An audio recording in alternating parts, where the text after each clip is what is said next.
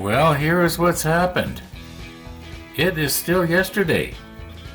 In fact, at this very moment, episode 605 is still uploading to YouTube. It's not even going to be available to watch for about another hour yet in my time. But I've come up with an idea that I'm just so excited about. I just got to get back to the model table and talk about it.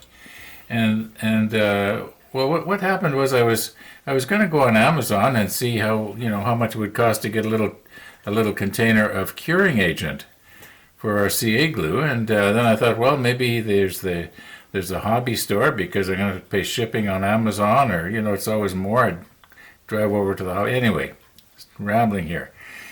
How did I get onto that? Anyway, I got to thinking about this. How it's kind of awkward.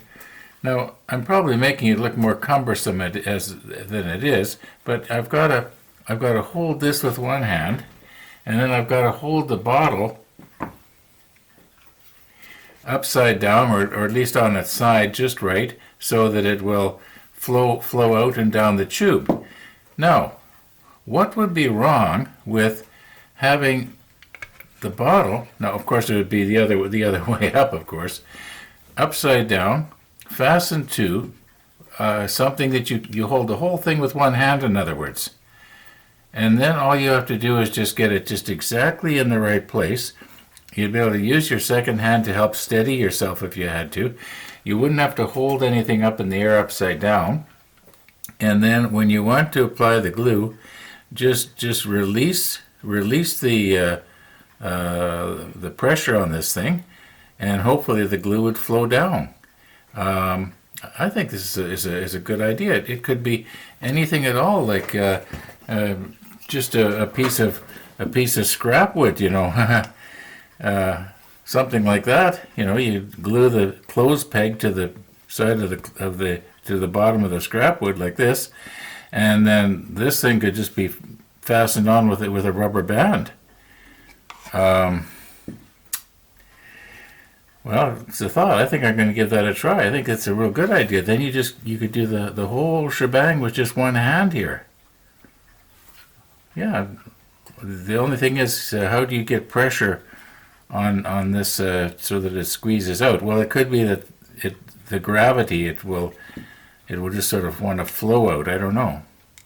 Anyway, I think it's a real good idea. I'm gonna follow up on that. Maybe not today, but eventually. Anyway, we'll get some fresh coffee here. So I go out to the kitchen and I'm going to make myself a fresh cup of coffee, and then I'm realizing that the easiest way to do it is to use my Keurig in one of these little K-cups. And then I'm thinking, well, those K-cups are kind of expensive, and it is the end of the day. Then I remembered I had this, sitting beside my computer since early this morning. And, I'm figuring I could probably just sip away on that, and that'll be fine. And then afterwards I remembered, well, I do have these things here. And what you do is you take in my case it would be Folgers. You fill this up with Folgers coffee and snap it shut. And you put this in your Keurig instead of this. And then instead of costing 40 cents or whatever this works out to, probably 5 cents. But enough about coffee. One of the viewers wanted to know, what Tamiya nippers did I have here? And, well, it's these ones right here. We've had these for, going on 2 years now. Got them at the beginning of the Bismarck build. They're standing up really well. They seem to me to be as sharp as they were when I first got them. I haven't damaged them yet. Maybe I've used them a little bit more aggressively sometimes than I should have, because I do believe every time you snap them shut, they probably have a tendency to dull very, very slightly each time. Now this is just maybe some sort of old wives' tale or superstition. I don't know.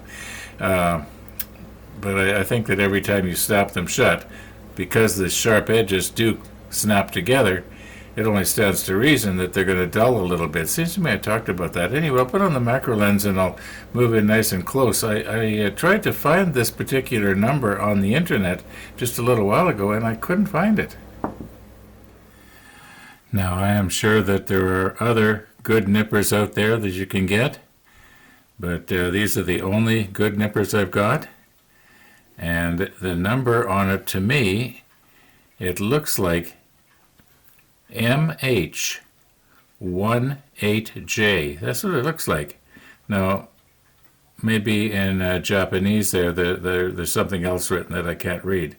But I could not find that on the internet. So anyway, they're very good. They're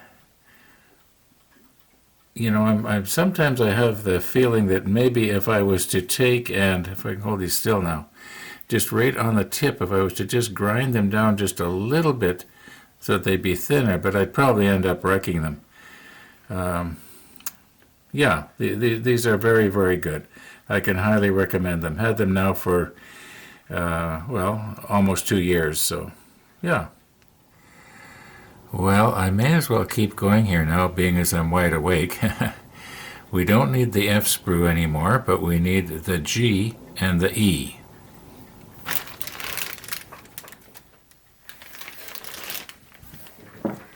Okay, there are 4 G's and 2 E's. And when I was checking a little while ago, it looks like there are only 4 E pieces that we need. These 2 and these 2.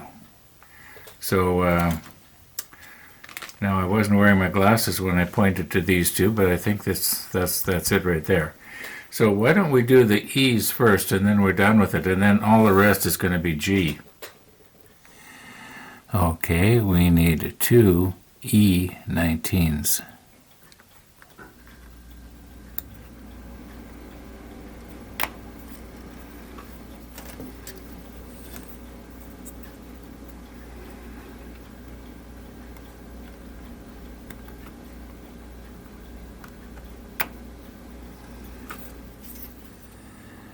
E12. 1, 2.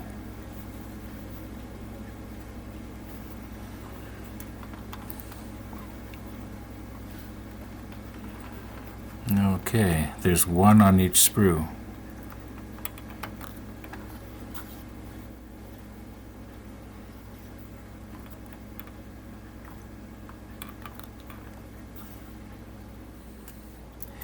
Now, don't you just love the sound it makes when we drop these in the little tins? Okay, now, for those of you who watch this episode soon after it posts, it's this morning. And, we got our fresh coffee going here. Anyway, we now have, what do we got? Okay, we got all the E pieces. We got all the F pieces. Now for the G pieces, there's about 20 of them altogether. There is, I believe there's 10 G4s.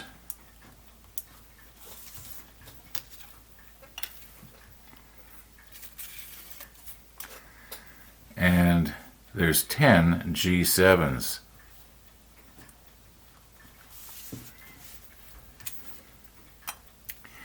Now, I had a bit of a worry a few minutes ago, and that was I thought we'd lost a piece here. I'll just rearrange everything here.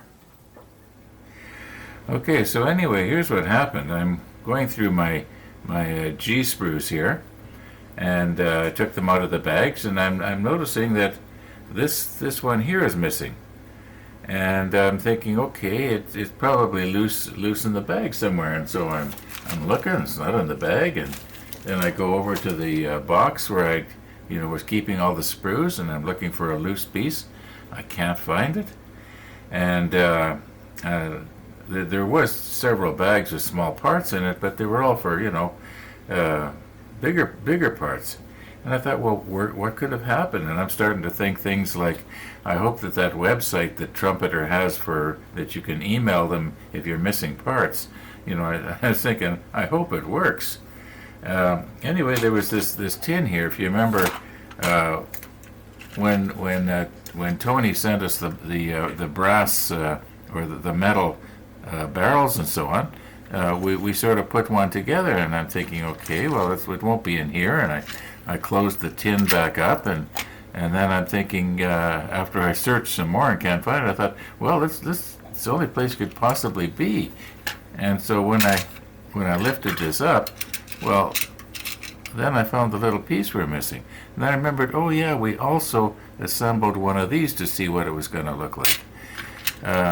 Yeah, it's kind of troublesome that I didn't remember doing that. Anyway, I guess the good news is, or the bottom line is, we do have it, so, okay. What's the matter? I can't get that lid on? There we go. Yeah, well, let's get on with it and get our 20 G pieces nipped off. They're on here somewhere. Now I went ahead and I nipped off the remaining number 18 pieces off of these G sprues in order to make it a little easier to handle the sprue.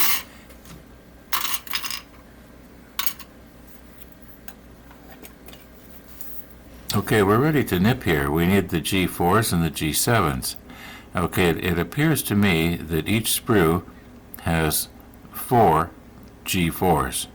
And I want you to notice something. Notice how the G5, the number 5 here, is almost identical in size to the 7.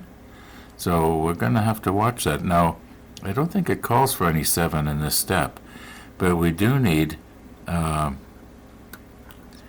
was it, 10? 10 of the 4?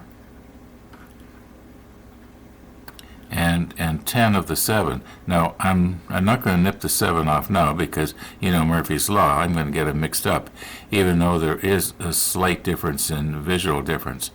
Okay.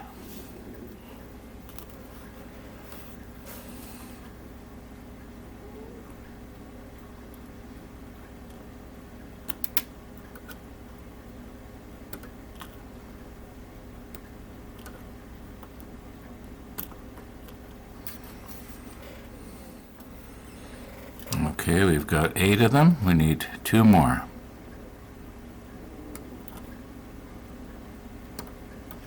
And we'll leave those 2 on.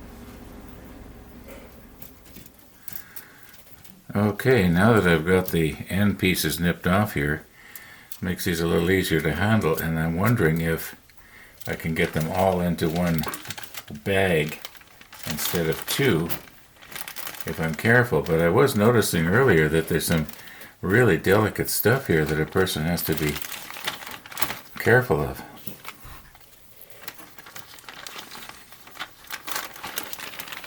All right. Okay, I know that I'm really big on saying something to the effect of, I don't do retakes, but this is actually sort of a retake. I've already done something like this before, about 2 hours ago. And what happened was I thought I was copying the files from my camera into my computer, and in fact I was actually deleting those video files. I haven't done anything like that for probably 2-3 years. Yeah, anyway, here we go again. Now, do you remember about, well, it must be, I'm guessing over a year ago now, we made this sprue goo. And we made it out of extra thin and little pieces of sprue. And it's, well, it's sprue goo. Now, what got me to think about this is the fact that one of the viewers had sent a comment and said this. Now, he was talking about on the top of this windlass here, that there's this little mark here from where I cut it off, and I didn't really sand it down. In fact, I just left it the way the nipper had taken it off. I should have sanded it and polished it, you know, and so on. He was saying that if you take extra thin and just put a little bit of extra thin on it, it will dissolve the plastic and smooth it out. Well, I did know about that because we made sprue goo. I know how that works, right? Now this piece here, I just cut off, and I'm going to put it on, and we'll get our macro lens on here in a minute. try and get these together. And I'll try and do a very minute amount on our windlass, and I'll put a little bit more on this, and we'll just try and do a time lapse. I did a time lapse before too, and like I say, I lost the video files. So keep your fingers crossed, and hopefully this is going to go better. I'll put the macro lens on. Okay, the idea is I don't want to be putting too much on the windlass here and have it, run over the sides and deform the round part here. I just want it to just sort of sit on there. Now, this other part, I don't care if it's got a lot on it.